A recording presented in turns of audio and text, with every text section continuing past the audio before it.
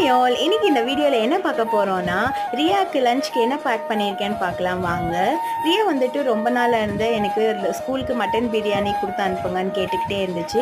நானும் இன்னைக்கு செய்கிறேன் நாளைக்கு செய்கிறேன்னு நானும் போஸ்ட்போன் பண்ணிட்டு வந்துகிட்டே இருந்தேன்.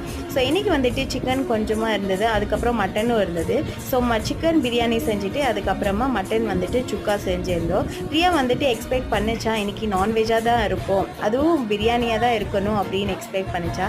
ஸோ ரியா எக்ஸ்பெக்ட் பண்ண மாதிரியே நானும் சிக்கன் பிரியாணியும் மட்டன் சுக்காவும் செஞ்சு போய் கொடுத்துட்டு வந்திருந்தேன்.